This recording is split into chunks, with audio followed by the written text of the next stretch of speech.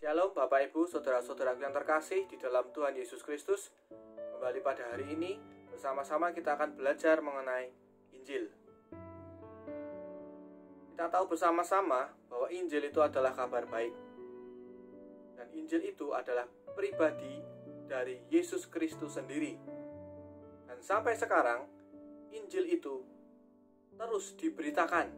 Ya, karena firman Tuhan mengatakan bahwa Injil akan diberitakan sampai ke ujung bumi, ya, sampai kepada semua orang, semua manusia dari berbagai suku, bangsa, dan bahasa mendengar berita tentang Injil. Ya, jadi kejadian ini, cerita ini akan terus berlanjut. Injil akan terus diberitakan sampai ke ujung bumi. Dan sekarang pada saat ini, apakah bagian kita dari Injil itu? Ya, peranan kita terhadap Injil itu apa? Ya, kita tahu bahwa kita semua memiliki bagian dalam Injil.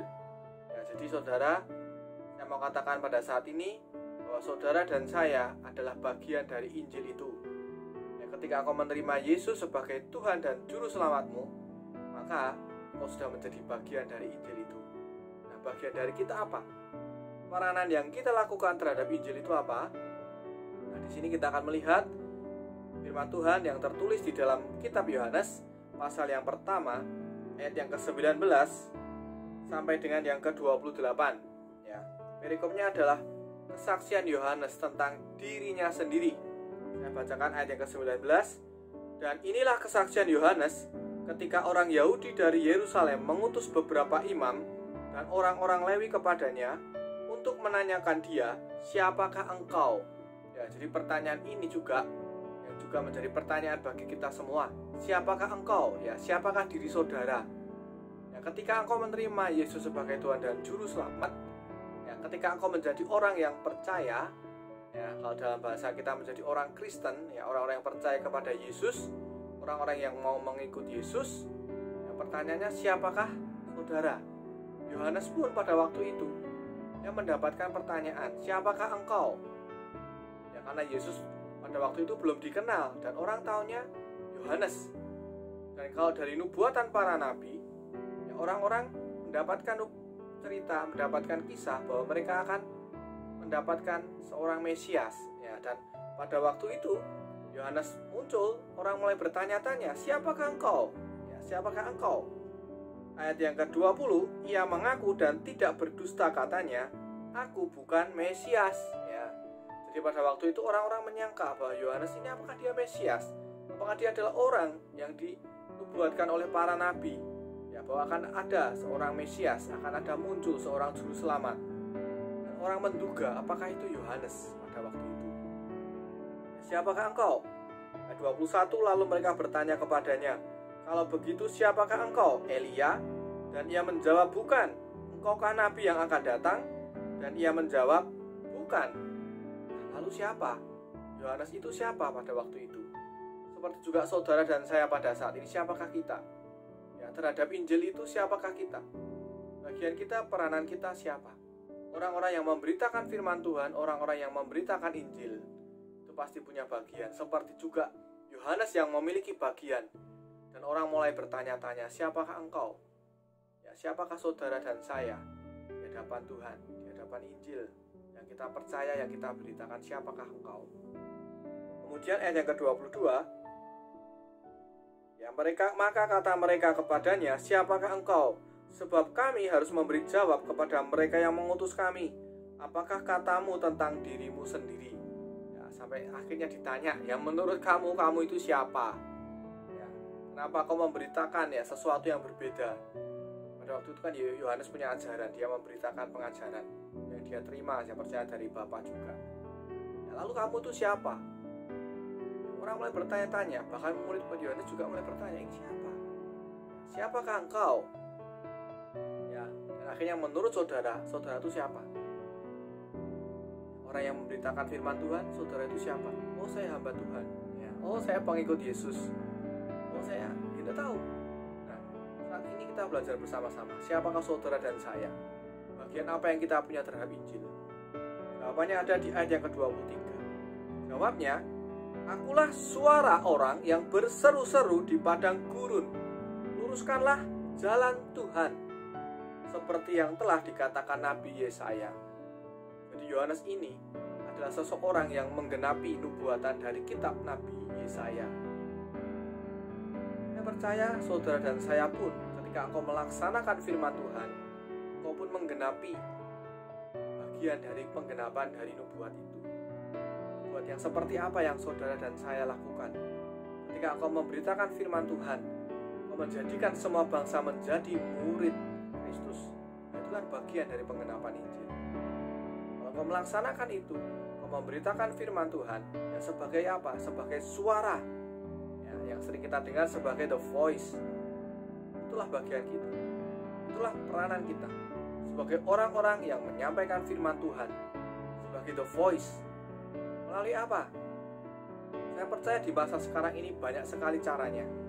Di antaranya engkau sebagai the voice, engkau sebagai suara bisa menyerukan firman Tuhan melalui, sekarang zamannya sudah internet. Di sana engkau bisa menyerukan firman Tuhan melalui status yang saudara punya. Status yang kita punya, janganlah kita menyuarakan kebencian. Janganlah kau menyuarakan kemarahan. Janganlah kau menyuarakan kau bersungut-sungut dengan apa yang kau alami. Tapi dari situ, dari status saudara, kau bisa menyuarakan kebenaran firman Tuhan. Bahkan dari status saudara, kau bisa memberitakan firman Tuhan. Jadi tidak ada alasan kau berkata, saya tidak bisa menginjil, saya tidak bisa menyampaikan firman Tuhan. Nah, kamu menulis status aja kamu pinter ya. Kamu pandai sekali membuat status sampai orang membaca statusmu, wah statusnya apa hari ini, besok apa ya, sampai saudara diikuti. Nah, siapa yang punya pengikut banyak di media sosial ya, pengikutmu banyak di Facebook, di Instagram, di Twitter dan sebagainya, banyak sekali kau punya pengikut di sana. Dan di sanalah kau bisa menyampaikan firman Tuhan, kau bisa menyuarakan firman Tuhan dari status yang kau punya. Ini bukan suatu hal yang tidak mungkin, semuanya bisa ya. Kalau kau tergerak saat ini, setelah kau mendengarkan renungan ini, mulai tulis, mulai perkatakan firman Tuhan, mulai suarakan kebenaran firman Tuhan. Di sana kau sudah melaksanakan bagian sebagai the voice, sebagai orang yang menyerukan, menyuarakan firman Tuhan.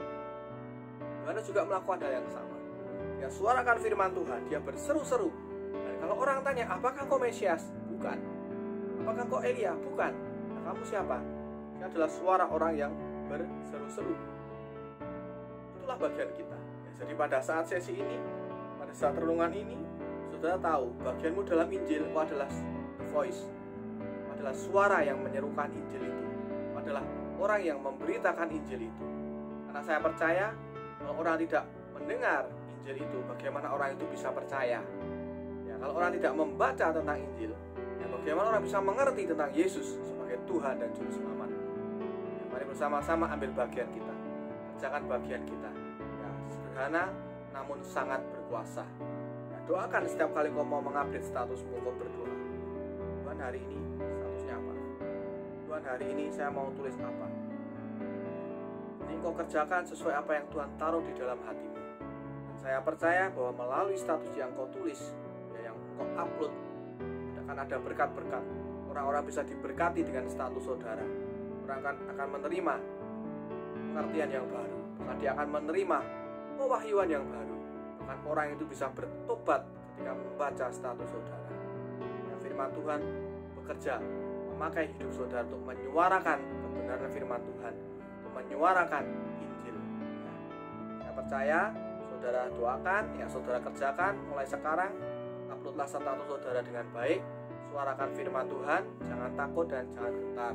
Ya, saya percaya bahwa Tuhan yang akan memampukan saudara untuk mengerjakannya. Tuhan yang akan memberikan saudara hikmat. Kalau kau bingung mau tulis apa, berdoa.